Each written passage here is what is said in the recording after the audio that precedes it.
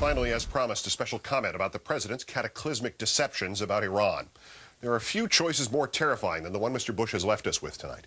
We have either a president who is too dishonest to restrain himself from invoking World War III about Iran at least 6 weeks after he had to have known that the analogy would be fantastic, irresponsible hyperbole, or we have a president too transcendently stupid not to have asked at what now appears to have been a series of opportunities to do so, whether the fairy tales he either created or was fed were still even remotely plausible.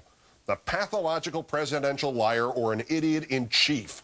It is the nightmare scenario of political science fiction, a critical juncture in our history, and contained in either answer, a president manifestly unfit to serve, and behind him in the vice presidency, an unapologetic warmonger who has long been seeing a world visible only to himself. After Ms. Perino's announcement that the White House last night that the timeline is inescapable and clear now, in August, this president was told by his hand-picked major domo of intelligence, Mike McConnell, a flinty, high-strung-looking, worrying warrior who will always see more clouds than silver linings, that what everybody thought about Iran might, in essence, be crap. Yet on October 17th, the president said of Iran and its president Ahmadinejad, "I've told people that if you're interested in avoiding World War III, it seems like you ought to be interested in preventing them from have the knowledge to make a nuclear weapon." And as he said that, Mr. Bush knew that at bare minimum, there was a strong chance that his rhetoric was nothing more than words with which to scare the Iranians. Or was it, sir, to scare the Americans? Does Iran not really fit in the equation here? Have you just scribbled it into the fill-in-the-blank on the same template you used to scare us about Iraq? In August, any commander-in-chief still able-minded or uncorrupted or both, sir, would have invoked the quality the job most requires: mental flexibility. A bright man or an honest man would have realized no later than the McConnell briefing that the only true danger about Iran was the damage that could be done by an unhinged, irrational Chicken Little of a president shooting his mouth off, backed up only by his own hysteria and his own delusions of omniscience. Not Mahmoud Ahmadinejad, Mr. Bush. The Chicken Little of presidents is the one, sir, that you see in the mirror. And the mind reels at the thought of a vice president fully briefed on the revised intel as long as 2 weeks ago, briefed on the fact that Iran abandoned its pursuit of this imminent threat 4 years ago. A vice president who never bothered to mention it to his boss. It is nearly forgotten today, but throughout much of Ronald Reagan's presidency, it was widely believed that he was little more than a front man for some never-viewed behind-the-scenes string puller. Today, as evidenced by this latest remarkable historical malfeasance, it is inescapable that Dick Cheney is either this president's evil ventriloquist, or he thinks he is. What servant of any of the 42 previous presidents could possibly withhold information of this urgency and this gravity and wind up back at his desk the next morning instead of winding up before a congressional investigation or a criminal one? Mr. Bush, if you can still hear us, if you did not previously agree to this scenario in which Dick Cheney is the actual detective and you're the Remington Steele, you must disenthrall yourself. Mr. Cheney has usurped your constitutional powers, cut you out of the information loop, and led you down the path to an unprecedented presidency in which the facts have become optional. The intel is valued less than the hunch, and the assistant runs the store. The problem is, sir, your assistant is robbing you and your country blind. Not merely in monetary terms, Mr. Bush, but more importantly, robbing you of the traditions and righteousness for which we have stood at great risk for centuries. Honesty, law, moral force. Mr. Cheney has helped, sir, to make your administration into the kind our ancestors saw in the 1860s and 1870s and 1880s, the ones that abandoned Reconstruction and sent this country marching backwards into the pit of American apartheid. Grant, Hayes, Garfield, Arthur, Cleveland.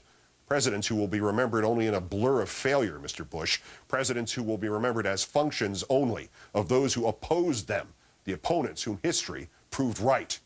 Grant, Hayes, Garfield, Arthur, Cleveland, Bush. Would that we could let this president off the hook by seeing him only as marionette or moron. But a study of the mutation of his language about Iran proves that though he may not be very good at it, he is himself still a manipulative, Machiavellian snake oil salesman. The Bushian etymology was tracked by Dan Frumkin at the Washington Post website, and it is staggering. March 31st, Iran is trying to develop a nuclear weapon. June 5th, Iran's pursuit of nuclear weapons. June 19th, consequences to the Iranian government if they continue to pursue a nuclear weapon. July 12th, the same regime in Iran that is pursuing nuclear weapons. August 6th, this is a government that has proclaimed its desire to build a nuclear weapon. Notice a pattern? Trying to develop, build, or pursue a nuclear weapon. Then, sometime between August 6th and August 9th, those terms are suddenly swapped out so subtly that only in retrospect can we see that somebody has warned the president, not only that he has gone out too far on the limb of terror, but that there may not even be a tree there. McConnell or somebody must have briefed him then. August 9th, they have expressed their desire to be able to enrich uranium, which we believe is a step toward having a nuclear weapons program. August 28th, Iran's active pursuit of technology that could lead to nuclear weapons. October 4th, you should not have the know-how on how to make a nuclear weapon. October 17th, until they suspend and or make it clear that their statements aren't real, yeah, I believe they want to have the capacity, the knowledge, in order to make a nuclear weapon.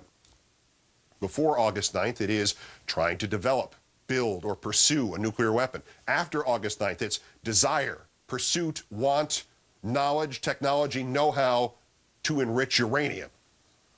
And we are to believe, Mr. Bush, that the National Intelligence Estimate this week talks of the Iranians suspending their nuclear weapons program in 2003, and you talked of the Iranians suspending their nuclear weapons program on October 17th, and that term suspending is just a coincidence. And we're to believe, Mr. Bush, that nobody told you any of this until last week. Your insistence that you were not briefed on the NIE until last week might be legally true, something like what the definition of is, but with the subject matter being not interns, but the threat of nuclear war. Legally, this might save you from some kind of war crimes trial, but ethically, it is a lie. It is indefensible. You have been yelling threats into a phone for nearly 4 months after the guy on the other end had already hung up. You, Mr. Bush, are a bald-faced liar. And moreover, you must have realized that John Bolton and Norman Podhoretz and the Wall Street Journal editorial board are now also bald-faced liars. We are to believe that the intel community, or maybe the State Department, cooked the raw intelligence about Iran, falsely diminished the Iranian nuclear threat to make you look bad. And you proceeded to let them make you look bad. You not only knew all of this about Iran in early August, but you also knew it was all accurate.